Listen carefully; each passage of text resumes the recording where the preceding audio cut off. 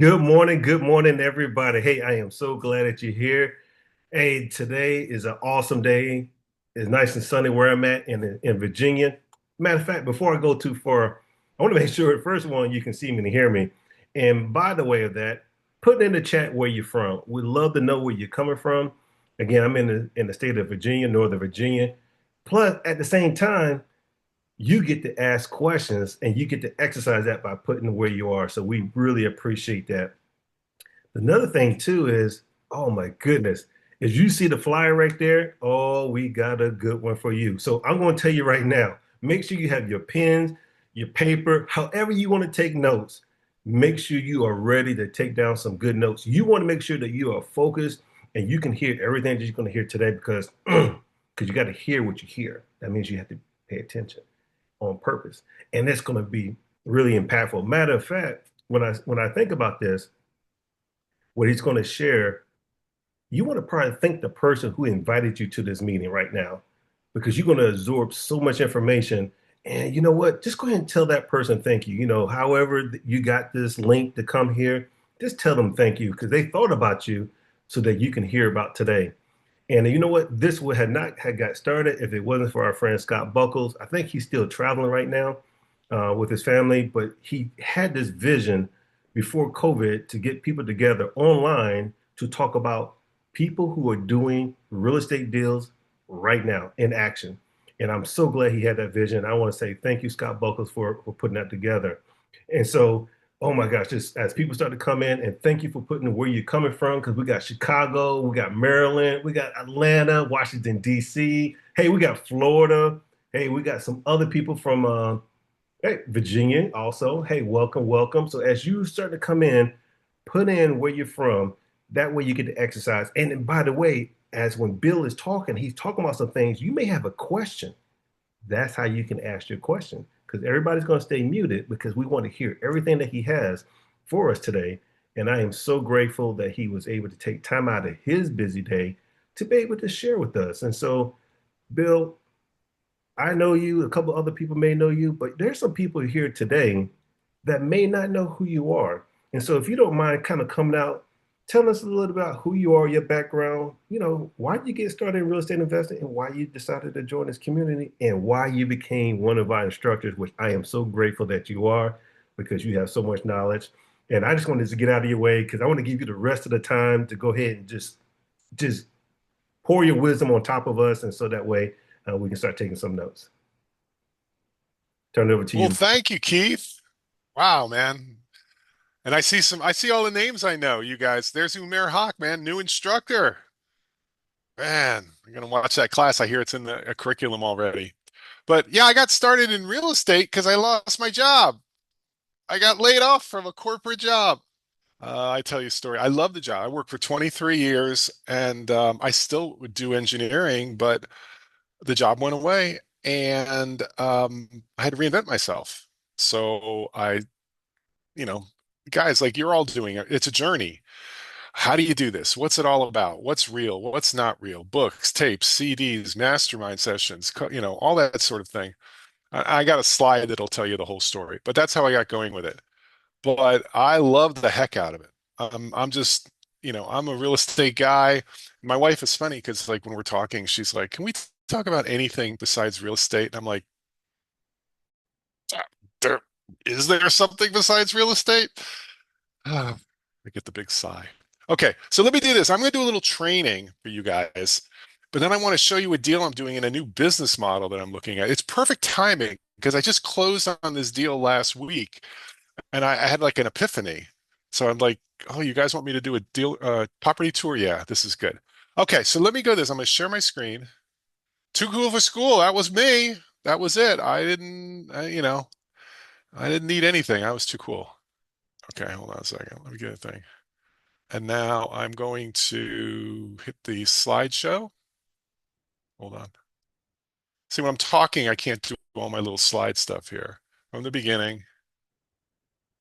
Okay, perfect. And now I'm going to keep the chat line open. And I'll try to keep an eye on what you guys are asking, but I may have to it's like stop every now and then and answer questions if you have them, or hold them till the end, right? Nothing like being laid off from a corporate job. I'll tell you what, man.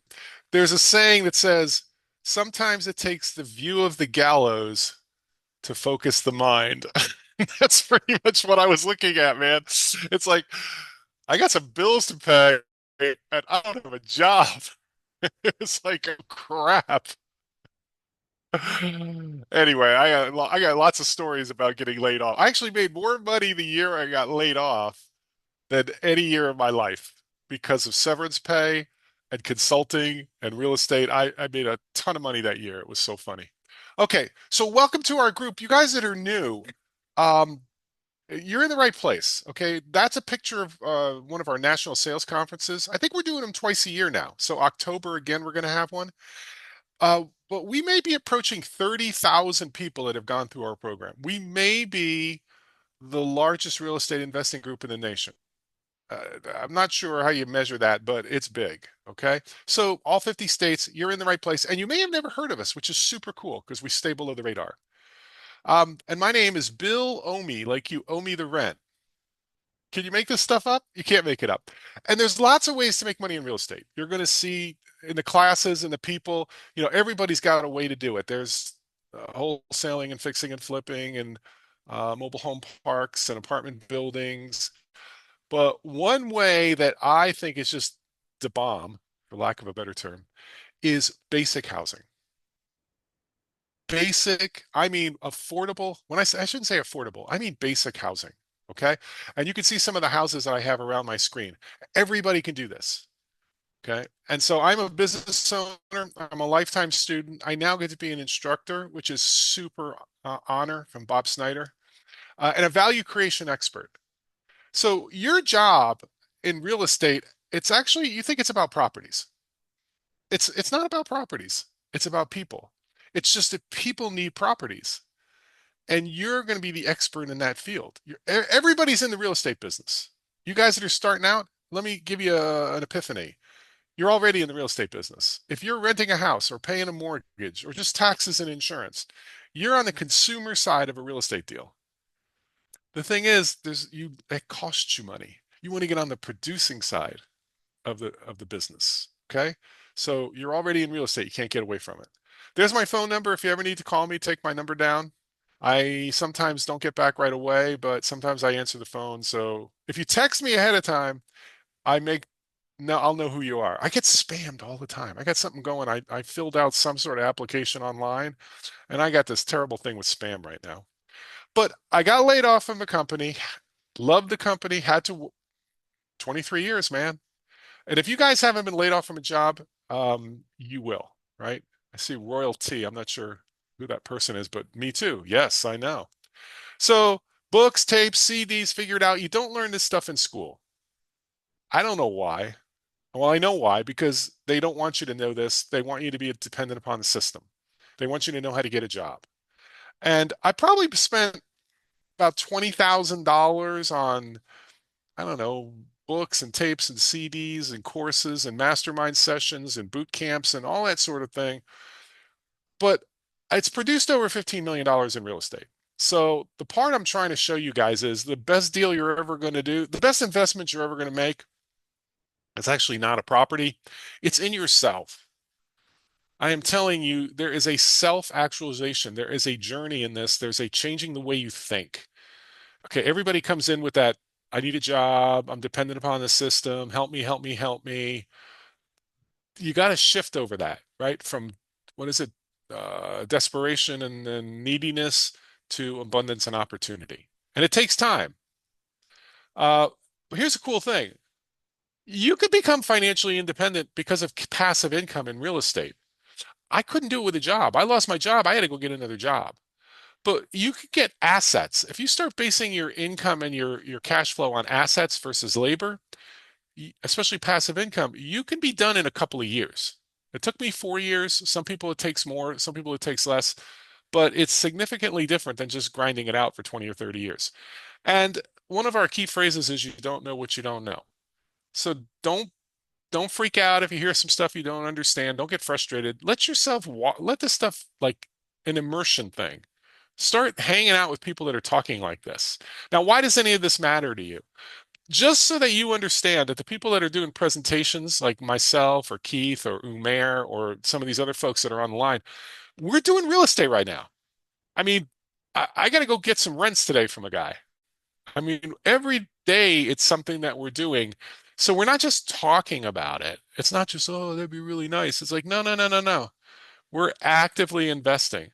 We're coming up with funds. We're putting together investors. We're doing rehabs. We're, lawyers and accountants and all the stuff that goes into real estate. So welcome to the game. Oh, and remember to boom. So if I say something that's worth it to you guys, like, oh, that was a good idea. I want to give you guys information tonight that you can take home to your family and your friends. When somebody asks you what you've been up to, I don't want to hear you say, oh, nothing much, or same old, same old. I will cry. Okay. It'll be very sad. But I want you to say, are you kidding? Let me tell you what I did this week. Let me tell you what I learned this week. And you tell them that you learned from this crazy guy on the screen that did you know you can create wealth out of thin air? Did you know you can create $100,000 out of thin air? Did you know you can create money out of thin air? And they'll be like, no, it ain't that hard. I mean, it just isn't that hard, but we're not tuned into it, right? We're tuned into grinding it out, working 6 jobs, Uber, Lyft, broke, broke, broke, struggle, struggle, struggle, uh, uh, balances on our credit cards. It's a different mindset. It's a working mindset versus a wealthy mindset. Okay, real quick, I'm not going to be your specific counsel today. So if you're looking for an attorney or an accountant or a financial advisor, you got to go somewhere else. Those people have licenses. Here's a cool thing. You don't need a license to be a real estate investor. You don't even need a driver's license, technically. But what you do need to do is learn how to create value for others. So if you got laid off like me, you don't have to go get a master's degree or retrain yourself in those types of things, spend $40,000, $50,000. You can get into real estate without advanced degrees. In fact, you don't need a college education to do it. Okay, so again, I said I was going to train real quick. Let me make sure I don't spend too much time. How much time do I got here? Oh, we're good. It's only 11:13. Okay, so there's 4 levels of real estate investing, and this is going to be important in a second. First level is wholesaling. Hey, I want to be a wholesaler. I saw it on TV. It doesn't take any money or credit. That's right. The risk in wholesaling is wasting time. If you don't know what you're doing, in fact, if you're a wholesaler and you don't understand the other levels of real estate investing, those are your customers, you're going to be a sucky wholesaler. You're going to go out of business. Okay. But in wholesaling, you're going to get a property under contract, and then you're going to sell the contract to the end buyer. Okay. Now remember, you got to get it at a deep discount. So Umair is going to find me a property. He knows that that property is worth 150,000. He can get it under contract for 90, and he knows from my business model that I can make that go at 100. So 150, he gets it at contract 90, sells it to me at 100. He pockets 10 grand. And I'm a happy camper. And I tell him to go find me as many of those properties as possible, right? So the time, the risk in wholesaling is wasting your time. You don't know what you're doing. You're wasting your time, buyer's time, your seller's time, your attorney's time, your contractor's time. You're wasting everybody's time. Okay. But be a good wholesaler. And I got a nation of people that want properties. Oh my God. You just hit the gold mine here. Okay. That's wholesaling. Level 2 is fixing and flipping. Okay. I want to fix and flip. I saw it on TV. Go, go, go, go, go. Okay. Well, now you got to have like real ammunition. You got to either have money or credit. But then what makes a good wholesale property? Or what makes a good fix and flip? What do I fix and what do I not fix? How do I handle contractors? Oh my God. I just got jacked for $8,000 by a contractor. I'll tell you that story in a minute. And I've been doing this for 25 years. What is the real ARV? And what do I do if I can't unload this property? What happens if plan A doesn't work? What's plan B or plan C? Okay, that's the life of a fix and flipper. Now, if you're not budgeting or if your equations from our group don't tell you you're making $50,000, don't do the deal. None of this hoping and praying, no hopium, no copium, all those other drugs. We don't want any of that. But either the numbers say you're going to make 50 grand or you're not doing the deal. Okay. Now, level three is buy and hold. Well, this is where the angels sing. This is where the heavens open up and the bright lights come down. Okay. Because now at this level, you're going to start creating wealth. You don't get any wealth from levels one and two. It's wages. It's a job. Okay. But now you're going to create wealth at level three. And then level four is money lending. This is where you create money out of thin air. The deal I'm going to show you is how it has both of these. It's spectacular. Okay. So levels one and two, if you want to operate in that area, that's earned income and it's transactional, which means you do it, you get paid, you do it, you get paid. But levels three and four, it's a job. Levels three and four is the wealth creation and passive income. Wealth creation, guys. I know you guys that know me are going to get tired of hearing this. You're like, God, Bill, you're preaching again. You sound like a guy in church, right? The quickest way to become wealthy in the United States is to buy cash flowing assets at a discount to today's value. So in real estate, you're going to buy, and I'm a small house guy, so I'm looking for $100,000 appraised house, but I can buy it for 40 grand because there's some problem. There's some motivation for the seller. There's somewhere where I can help the seller. He's got a problem or she's got a problem. What could it be? Divorce, foreclosure, bankruptcy, tax problems, probate, tired landlord, incarceration, drug problems. I don't know what it is, human condition. Or it's property problems, right? Lead-based paint, asbestos, mold. I love mold. I made so much money off mold, it's unbelievable. Maybe there's a meth lab in the basement. Okay. There's some problem that takes that asset from being an asset to being a problem. 140, just the act of you buying the property, you're $60,000 wealthier. Tax free. Oh my God. $60,000 instantly, not waiting for the Federal Reserve, not waiting for the president, the election, the man from Mars, none of that crap. Instantly, you're $60,000 wealthier. How long does it take anybody here who's just a working person, who's worked their whole lives, who's told that they're meant to be poor? How long would it take a working person? Actually, they wouldn't be here. They're the people that blew this meeting off. How long would it take a working person to save $60,000? It'll never happen. Most people will never do it. But with real estate, you can do it over and over again. See, wealthy people create the wealth out of thin air. Working people work their butts off for four jobs and then they buy their wealth. You guys seeing the difference? I know I'm hitting you with this fast. So buy cash flowing assets at a discount to today's value. It's that simple. And real estate's the only asset class where you can do that. You can't do it with stocks or bonds or mutual funds or Bitcoin or gold or silver. All that stuff your financial planner wants to put you in, you got to buy it at market value and hope it goes up. Real estate, you can buy it at a huge discount and you're instantly wealthy. I know. It's crazy, right? So you go from a job to financial independence. Okay. Because remember, levels one and two, you do it, you get paid. You work all week, you get paid on Friday. You work, you work, you work. All right. Well, wealthy people do it differently. They work, but they set stuff up. So they work to get that rental house set up, and then they get paid, paid, paid, paid, paid, paid, paid, paid, paid, paid, paid, paid, paid. They work to get that note set up, and then they get paid, paid, paid, paid, paid, paid, paid, paid, paid, paid, paid, paid, paid. See how nonlinear this is? That's what wealthy people do. Okay, so you go from the big checks to the little checks. So everybody thinks it's the big checks. No, big checks are fun. They're the sugar rush. But it's the little checks. It's your assets producing your cash flow, not your labor. That's the key, okay? 90% of the millionaires use this model. Okay, and this is a training that I know you guys hope your heads aren't going to explode. It's called an income tax. So April 15th, every year, IRS, 1040 forms, W-2s, 1099s, we pay something called an income tax. We're taught to focus on income by the system. I need more income.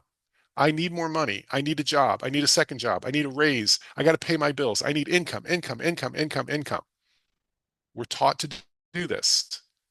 But in the United States of America, newsflash, we only tax income. The government penalizes you for having income. What we don't tax is wealth or cash flow. Okay, now bear with me because I know if I have an accountant out there, their head's going to explode. It's called an income tax. Guys, it's right in the name. It's not called a wealth tax or a cash flow tax. So in the United States, we don't tax wealthy people. We tax high income earners.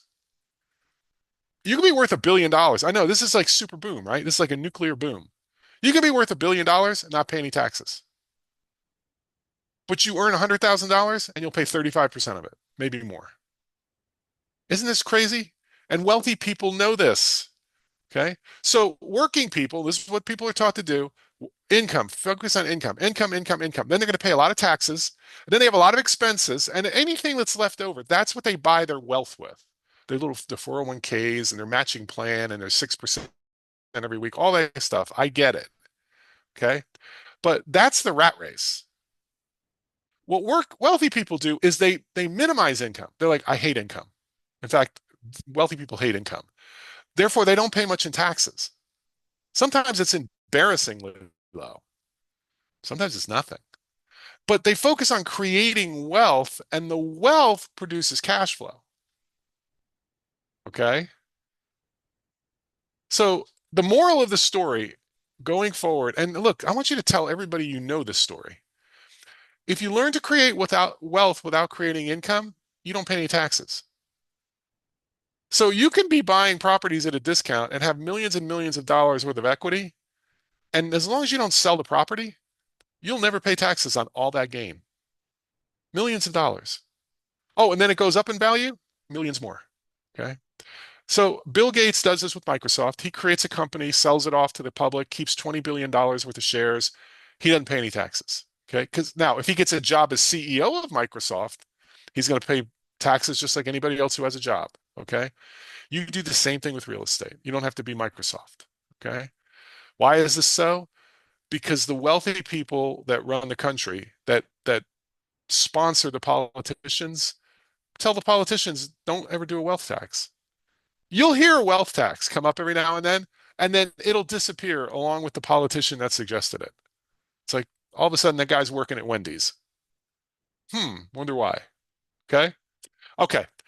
So the secret is hidden in plain sight. Focus on accumulating wealth, especially instantly. Focus on generating cash flow rather than working for money. Okay. What are you focused on? Again, it's a mindset. It's a wealthy versus a working person mindset. That's all I'm trying to show you guys. And I don't know if anybody's ever told you, but this is a big deal. Okay, so this is cool. Did I do all this? Oh, I'll go through this real quick. So remember I said cash flow and wealth, or cash flow and income? Okay, so you have a job, make $100,000 in cash flow. That's the money coming in from your job. Well, you've got a couple of expenses, a little bit of mortgage interest, maybe some 401k. So about 70% of that money is going to be taxable because now it's income, right? Cash flow turns into income after all your deductions. And you'll pay maybe 20 to 40% of that.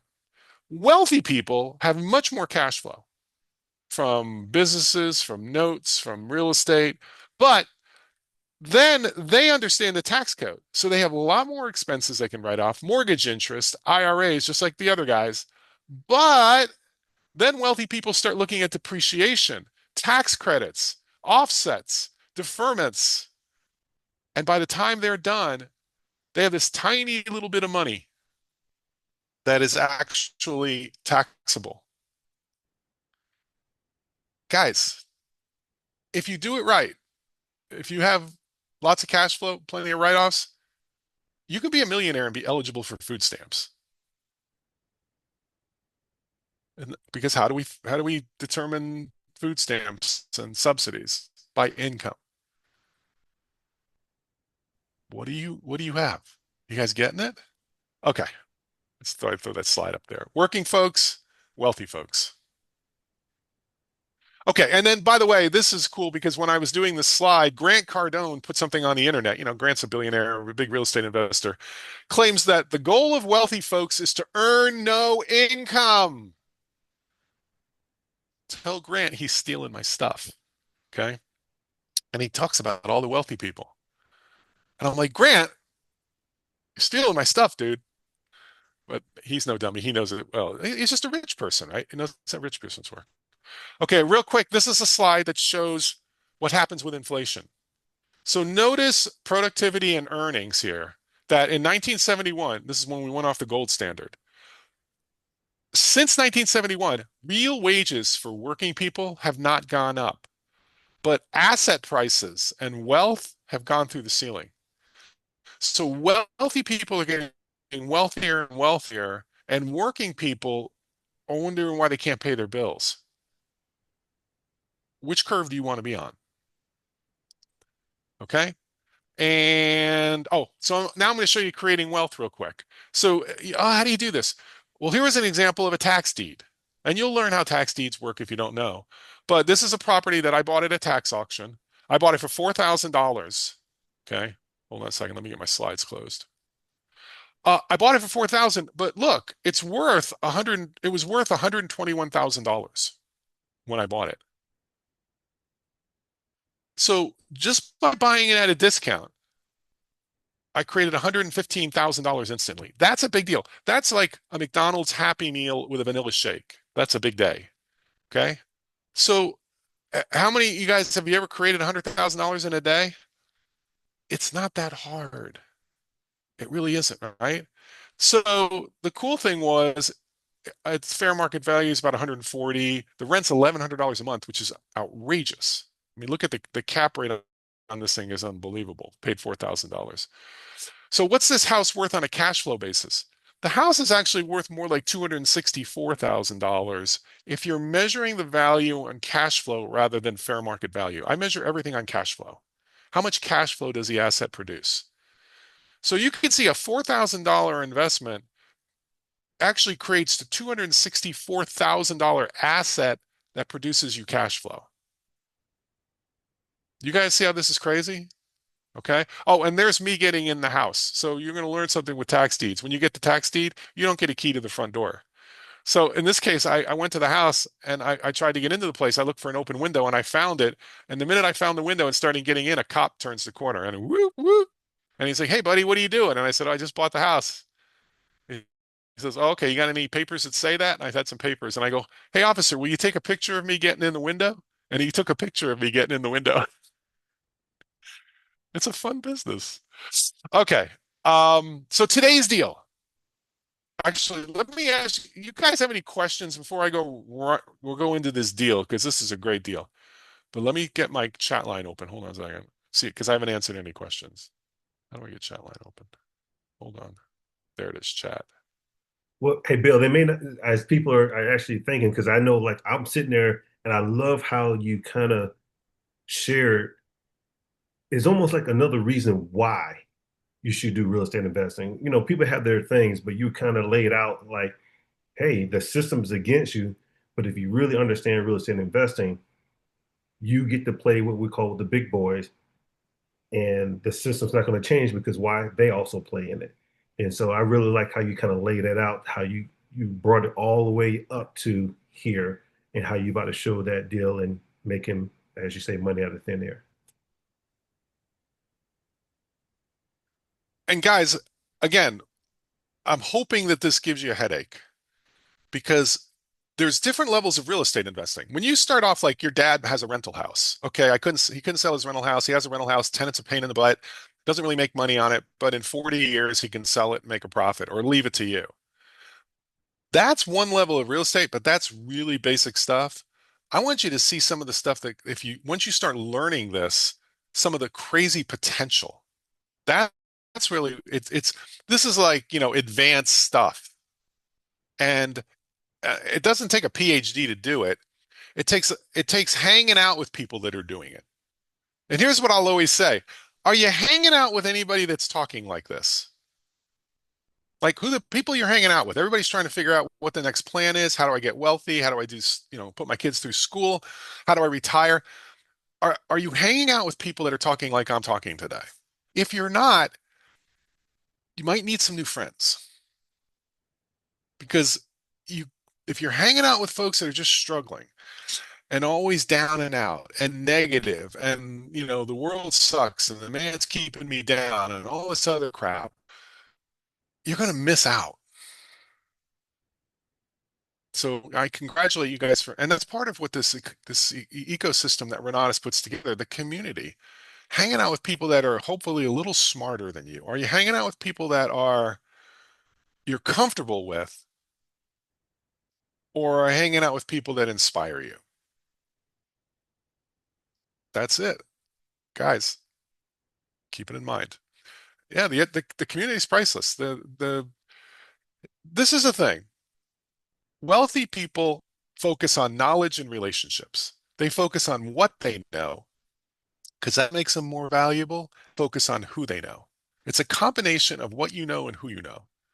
It's not trading time for money, right? Relationships are huge, especially guys, as you get wealthier and wealthier, it's all relationships because you can hire people that know stuff, right? I can hire an accountant that'll do whatever I want him to do or work magic, but it's relationships that get to be the big deal. Okay, so let's do this deal because this was a good one the other day. So this is a little house that I've had for a while. I want to make sure I don't run out of time here. Oh, good. We got 30 minutes. Okay, so I had this house. I had this house for 10 years, 20 years, and the tenant's been in it, and I didn't put much money into it. They were living there, they were happy, we're all good, right? So they moved out, and the place is really beat up. And I'm like, oh man, I got to rehab this place. I can't rent this out like this. It's not safe. The floors are falling in. Everything's beat up. The plumbing's beat up. They did me no service. They trashed the house. Okay. Well, what do I do with this thing? I don't want to put money into it. So I started looking around. But first, let me tell you the money I made on it, right? So I bought it for 18,000, which was noise. It's rented for around 650 for the last 20 years. Oh, I didn't put enough money there. It should be twice as much as that because 120 months is only 10 years. So it's double that. It's $100,000 worth of rent that I've got. Okay. So I've made tons of money off this little house. But now it's time to do some rehab, right? And I don't want to rehab it. So let me get my slides on here. Hold on a second. So this is what it looks like today after many years of tough love. You could say it's beat up, right? Now, here's my problem. One, the house is vacant. Vacant houses are terrible for cash flow. You don't make any money off of it. It's a hole that you're dumping money into. So you don't want vacant houses. You want rented houses. You want assets that are producing. But this thing's I got to either fix it up or I got to sell it, right? It needs about 30 or $40,000 worth of rehab from the estimates that I'm getting. Now, the fair market value today, as is, if I want to sell it, is about $40,000. I've had there's plenty of investor guys that want to buy it and fix it up and all this sort of stuff. And the best I probably get is 40,000. So that's one exit strategy, right? And the ARV, which I can't believe it would be worth 120, but that's what everybody's telling me. It would be worth 120. Okay. So now this is some of the pictures of the house. The floors are gone. I actually hired a contractor to start rehabbing it. And the guy ripped out the floors, which needed to be ripped out, started putting in the new joists, and left. So he did about $5,000 worth of work and he left with my $8,000 and his numbers disconnected. He came with references and everything else. Guys, it's tough working with contractors. And if you have good relationships with contractors, those things are incredibly valuable. But I just wanted to show you how much work this place needs. And I would have to do it to have it be a rentable house. That's the ground. Looking through that visqueen on the bottom, that's the dirt. Okay, so the floors are gone. The piping's all messed up, everything. Okay, so what are we going to do with this place? Problems. I got to get this asset performing. One way or the other. It's been vacant for like 6 to 8 months now. Negative cash flow. Either I'm going to sell it or I'm going to turn it into a rental. By the way, empty houses, guys, get vandalized. And technically, empty houses, your homeowner's insurance might not pay if it burns to the ground. There's some stuff you got to be careful of. Okay. So this is a big risk when you have an empty house. The second thing is I don't want to spend my own money. I got other projects to work on.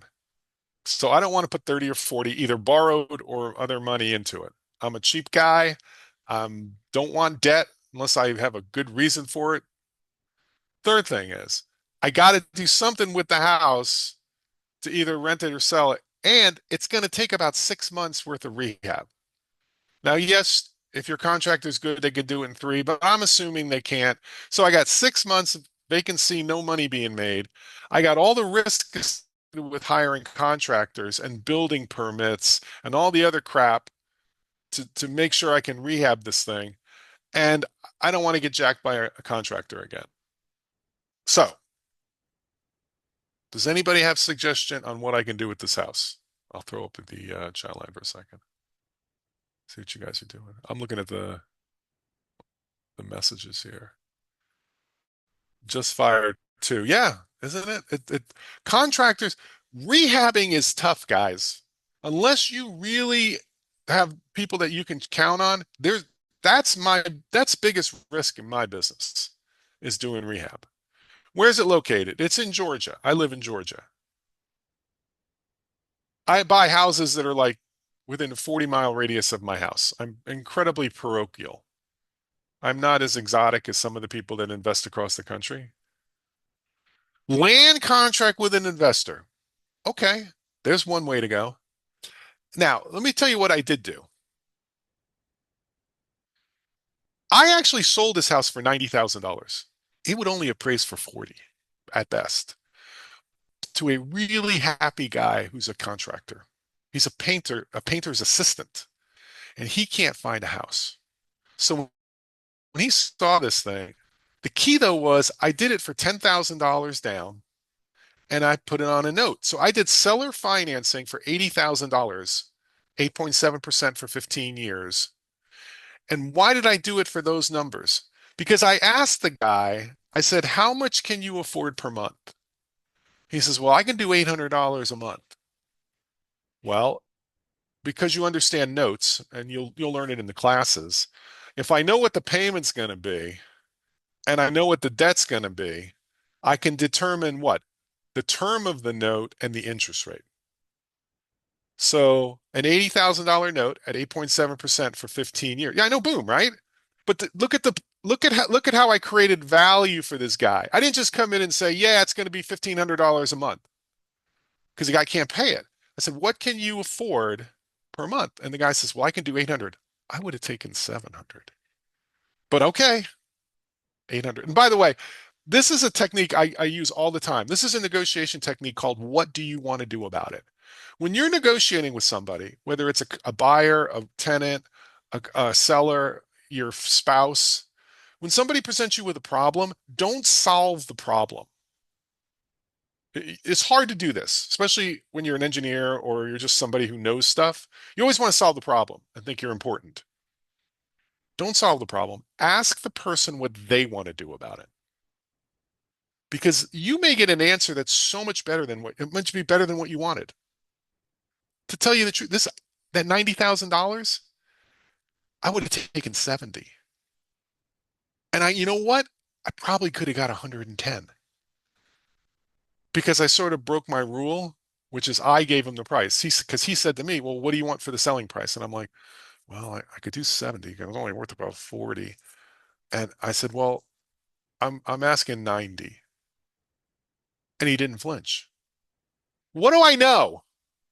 When I said $90,000 and the guy says deal, what do I know immediately about that situation?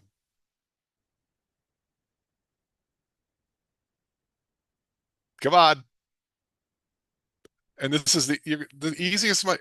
Yeah, is that I left money on the table. The easiest money you're ever going to make in a real estate deal is when you buy it. You guys, I know that's crazy. Everybody thinks it's, oh, I'm going to hold it for 50 years and I'm going to rent it out. I'm going to rehab it. I'm going to do, no. Just buy it at the right price. Negotiate with the seller or the buyer, whoever you're working with, to get the best deal up front. That's the amazing thing. Now, here's something interesting. And I'll go through this and I'll go through some of the details. So the buyer's going to do all the rehab. He's in the business. He's got friends. He says, "Oh, I'll do all this crap. I'll have it done in 4 weeks." Right? I'm like, God bless you, man. God bless you. Right. The first person makes an offer loses. This is really true. That's why if somebody says, "Well, what do you want for the property?" My answer should be, "Well, what will you pay me?" And if he's a good negotiator, he'll say, "Well, what will you take?"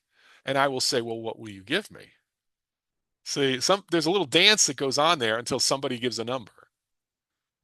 And I am telling you so many times, I made $20,000 because I raised it from 70 to 90, like that. Okay. Isn't this crazy? It's like tennis negotiating. Yes, you're bouncing it back and across the table. Okay, so the buyer's going to do all the rehab, which is sweet. His payment, he needed a payment at $800, so his payment is like $797 a month. The total, if he pays off this loan, if he continues on for 15 years, the total price for him will be $153,000. Guys, this thing it probably would only appraise for 40 grand. See, this is another thing that most people, and I didn't realize this, well, about 10 years ago I realized this, but if I'm trying to sell this property and somebody's going to get third-party financing, they're going to go to a bank and get a loan. What's the highest price? What limits the price that I can sell it for? What's the document that's going to limit the price that I can sell a property for if I have bank financing or you have bank financing? Yeah, but the ARV, no, it won't. That's not the term. ARV is in the future. Right now, what would limit the price? The appraisal. Some guy that's an appraisal expert is going to pay me six or cost me $600 and go and do an appraisal and look at comps and look at all these other aspects and do something according to Fannie and Freddie. And it's the appraisal. So the most I could sell it if I use third-party financing would be $40,000. But because I'm creating value, because I'm the guy providing the financing, I can get $153,000 over 15 years. And even if he pays it off tomorrow, I still get 90,000. Do you guys see how powerful this is? And here's the thing. The reason this is so powerful is because 90% of the US population right now cannot get a mortgage. They can't walk into Wells Fargo or Bank of America and get a loan. 90%. And in basic housing, it's probably 95 to 98%. They don't qualify. Do you know what an opportunity that is for you? It's off the charts. We don't know what we don't know, right? Okay. Buyers paying, here's the other thing. $800, I went from $700 a month rent to $800 a month on a note, right? But how much of that note am I keeping? Remember, when it's rent, about 30 to 40% of that note is going to insurance, taxes, maintenance, any other gobbledygook, right? Now that this guy's the owner and I'm just the note holder, who pays the insurance? He does. Who pays the taxes? He does. Who does the maintenance, including all this capital expenditure? He does. My principal and interest payment is like pure profit, right? I mean, so my $800 a month is much more valuable now than $700 a month as rent, right? Now, you could argue, yeah, it's going to go up in value and everything. But guys, it's okay to take the W. Sometimes it's okay to take the win.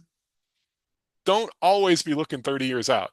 What my wife says, be careful about the long term because in the long term, we're all dead.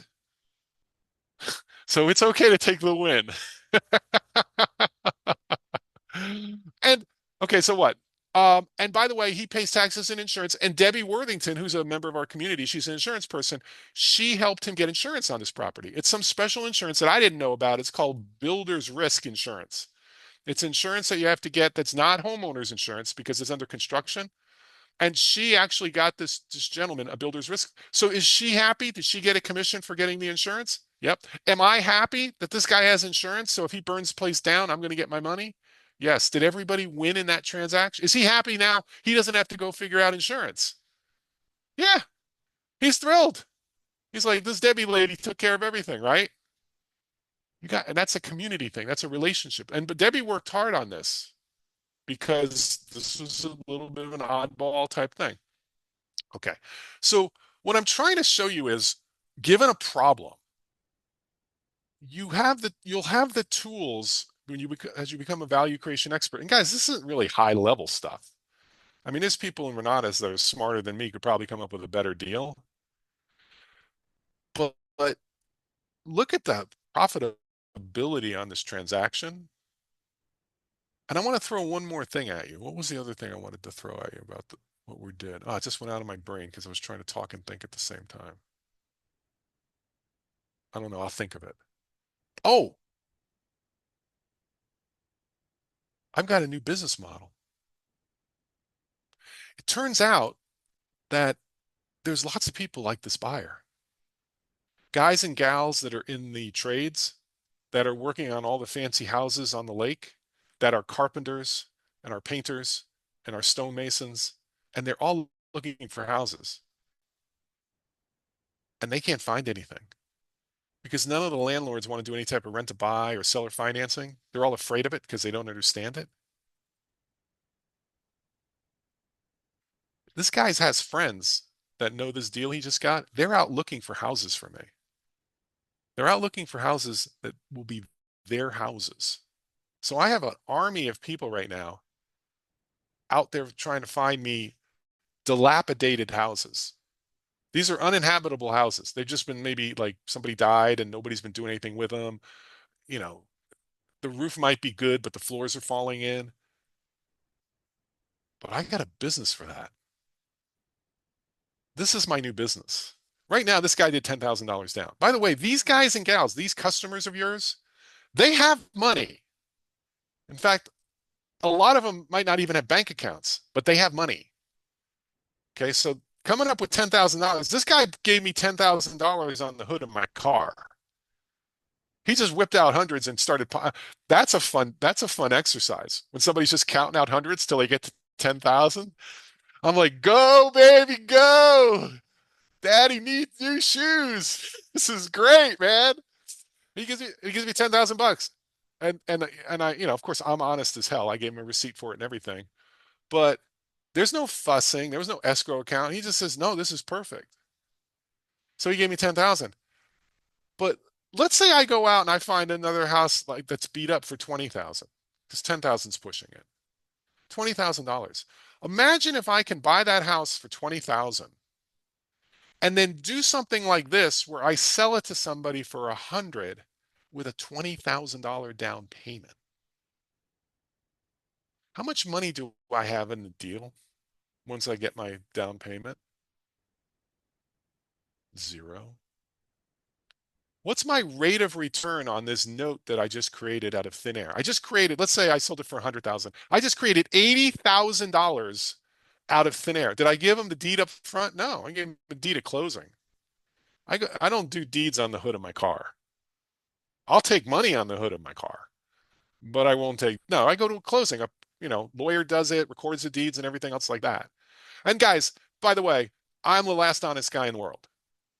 So, you know, I give people refunds if they don't want to go. I had a guy gave me $3,000 and then he got all cold feet and everything. It's like, here, take your money back. I don't need the grief. Now, I won't let somebody else do that. I won't give them $10,000 on the hood of the car, but I'll take somebody's $10,000 on the hood of the car. But the point I was trying to make is I just took a piece of property that I bought for 20,000 and I sold it for 100, let's say. And I created an $80,000 note. That's creating money. But I don't have any money in the deal. So the rate of return on that investment is infinity. You created the money out of thin air. Do you guys see how powerful this is? All you guys that are out there trying to buy a $400,000 house and sell it for 500 for $450,000, knock yourselves out, man. But here, by creating tremendous value, you get compensated like crazy.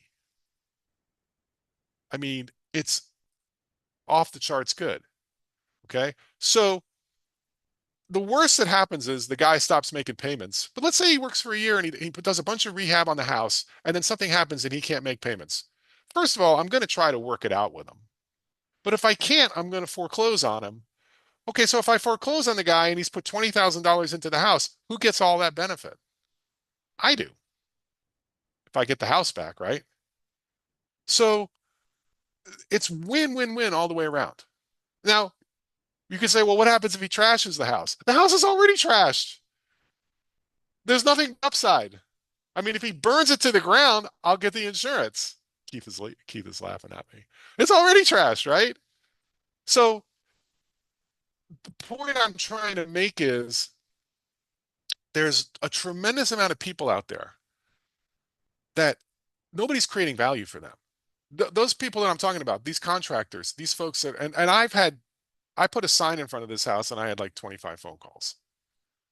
Now, a lot of the people, they didn't have the wherewithal to do the fix up. And I'm like, look, you can't buy this and live in it like this. No, I won't do that. That's not fair. But the person who comes in and goes, oh yeah, I got this, I know how to do this.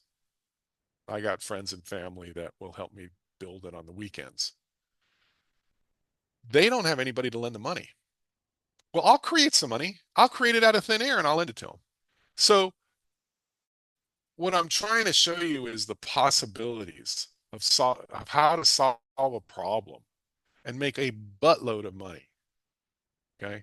That's what I'm trying to show you. And this is just one solution. So Les might have another way with a contract for deed.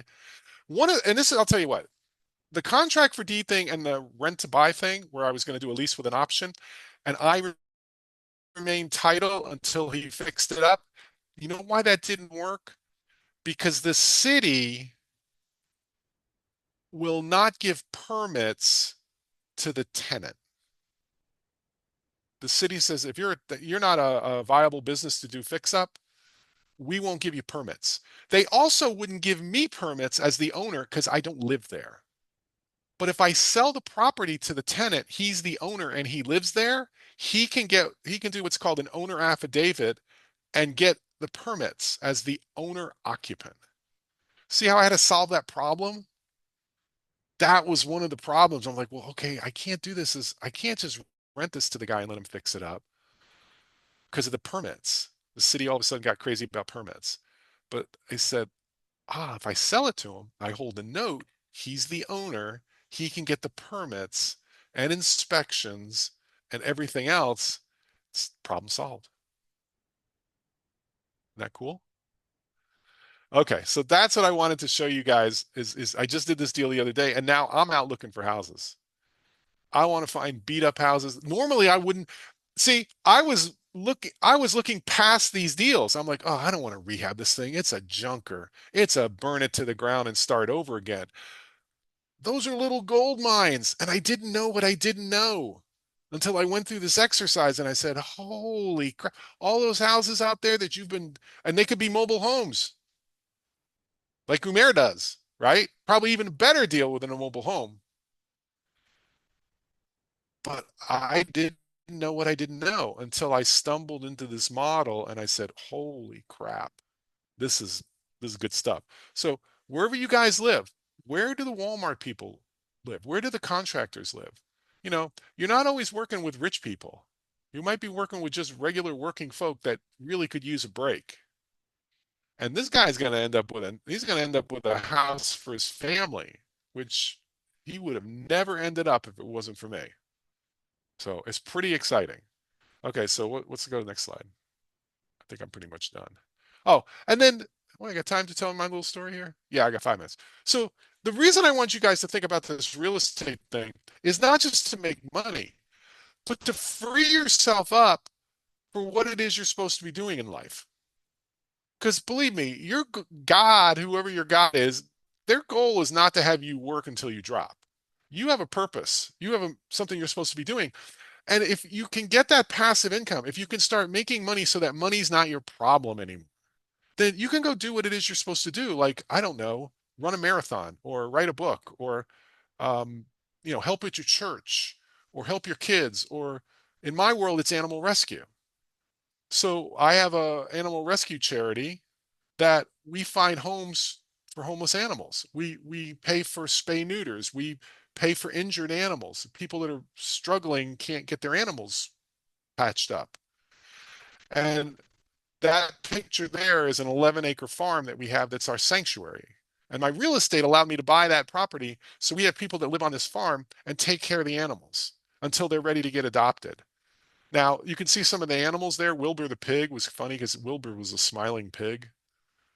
But because of the real estate, because I'm not grinding it out at some bullshit job, excuse the French, this charity's managed to find homes for over 12,000 animals, which if you guys know anything about animals, it's tough business, man. I mean, the people that are doing this, they're saints, right? I end up with a lot of animals at my house that are the unadoptable ones. I probably have 10 or 12 of them right now. But if you go out to PetSmart every week and you're finding homes for, and people return the animals after a year. It's like, are you kidding me? Sometimes we find the animals at animal control. People turn them in. Yeah, it's your faith in people go down a little bit sometimes because they don't do the right thing. But if you're grinding it out at some job or two jobs or three jobs, you'll never get the opportunity to do something that you want to do on the planet before you die. Because I'm telling you, and I'm 64 years old, but I don't know anybody that's gotten to their deathbed and their question is, well, you know, what do you wish you did with your life? And they said, I wish I would made more money. That doesn't happen. Money is just a tool to allow you to do other stuff. And you can do good and you can do bad, right? Money's an amplifier or an accelerator or something. Okay. So a bucket list. So anyway, there's a lot of the animals we took. There's my emu. See the emu, Kirby, three-legged dog. Rusty is a pit bull that needed a home. He rides with me when I do real estate deals. So he gives me paws up or paws down when we look at a property. He gave me the idea for what we did here today. Rusty said, let me whisper in your ear, man. This is what you got to do. Okay. Um, but I want to just show you it's not real estate's a tool. It's not nobody, it's a means to an end, right? Oh, and there's one of our animals, Finn. I found Finn at a house I was trying to buy. He was chained to a satellite dish. He was hours away from dying. He had no water, he had no food. He was a little puppy. They nursed him back to health, but he had terrible bone problems because he was malnourished. And we had to spend a lot of money on Finn. And he lasted 12, 13 years. He was a great dog. And he loved to go for laser treatments for the bones. And he had to wear these red goggles. And he thought he was like a rock star. He put those red goggles on. He goes strutting around like Mick Jagger, right? And so I don't know what your plan is going forward, but if you guys are just thinking about getting into this, don't wait, man. Don't wait. Don't come back to me a year from now and say, hey, is this real estate thing still working? And all the prices have gone up another 50% because this inflation thing's not going away. The government doesn't have a solution. This happened all the way back in the Roman Empire. Governments eventually drive their currencies into the ground because they make promises that they can't keep, so they overspend. But inflation kills working people, mostly because they're lying about the inflation rate. It's not 2 to 3%. That's just crap. But wealthy people get stupid wealthy from inflation. Okay, so when all my properties went up since COVID, all my stuff's doubled, right? And I don't know what that is, $2 or $3 million worth of equity.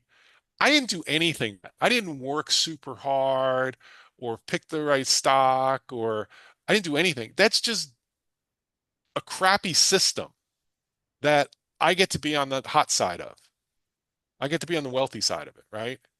But the people that are working, they can't pay their bills, man. They can't, they don't, they're wondering why they're being gaslit by the media and being told, oh, inflation's 2%. Everything's fine. It ain't fine. But who are you hanging out with? Right? Okay, that is pretty much everything. Oh, and then here's some pictures of all the people that have ended up getting houses through my program, right? Oh, go back. So I take pictures of some of the people that end up with houses through my rent to buy program, and a lot of times it's their first house. So these people would have never had houses if it wasn't for the program. That's a good thing too, right? That's a good way to feel good. Okay, I'm gonna stop sharing. I think I'm right at about 12 noon. You guys have any questions? Well, first of all, Bill, thank you for just taking your Okay, time 12 out. noon, baby. Yeah, just I mean, you were definitely right on point, and thank you for sharing. Because I mean, I took some notes down. Like, you as you was kind of going through it, you really do focus on the people, and when you found out that people need help, then you say, okay, well, let me go find some more houses to help more people, and it helps each other, and that was really awesome. And then just the note from build a risk insurance, right? That's because some people are thinking, well, I can't do it, but now that's Right. another. It solves the hurdle that we put in our own way. So I should appreciate that. And one of the things I learned was, and I know a lot of Oh, people saying thank you, told versus taught. We were told that we can do a lot of things, but you went through the process to be taught. And once you started being taught, you exercise what you was taught and use it. And the proof is in the pudding. And I really like that how you should have people showing pictures saying thank you. Because if you didn't take that risk, if you didn't bet on yourself, then those people wouldn't have been helped because you was part of that process for them to get help. So thank you for that. well, and the cool thing is, guys, the amount of value that you can create in the world is infinite. See, wealthy people know this. See, working people, they compete with each other. They're like, oh, I got to get mine before you get yours, right? It's dog eat dog world, all that sort of thing. When you get over onto the wealthy side, you start collaborating. Wealthy people collaborate with each other because they understand that the amount of wealth to be created in the world is infinite. It just hasn't been created yet. So they're not competing with each other, they're collaborating. And that changes your view. It's a lot easier view, right? It's a lot easier way to get up in the morning. It's like, hey man, let's collaborate. Let's create crap that wasn't even created before. So it's again, it keeps coming back to that mindset. And one of the things I'm constantly, my big thing is this affordable housing.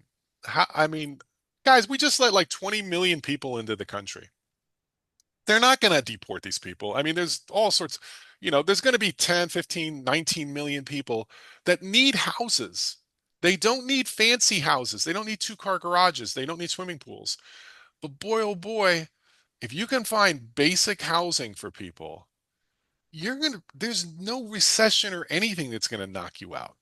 You will have a business forever. And so, you know, solve the problem. Be part of the solution, not part of the problem, right? Any other Awesome. questions? I got things 0 to 10. Yeah. One thing for you. Yes. Yeah, Umair Hawk, right? We tell the story of Umair getting into the trailer parks. And he didn't know anything about trailer parks. He came down to South Carolina and he's like, where the heck is this, man? We ain't in Northern Virginia anymore. And now he's got trailer parks and he teaches a class on it because he got so good at it. So he's a rock star. So anyway, any other questions? Well, no, I sure do appreciate it, Bill. Thank you for your time. I know you got to get back to the rest of your day. Everybody else, thank you for being here. This is really awesome. A lot of nuggets will drop. Thank you, Scott Buckles, for putting this together again. So next Saturday we have another one. Bill, thank you again once more time for your time, and we'll see everybody next Saturday. Boom. Awesome. Okay, guys. All right, bye.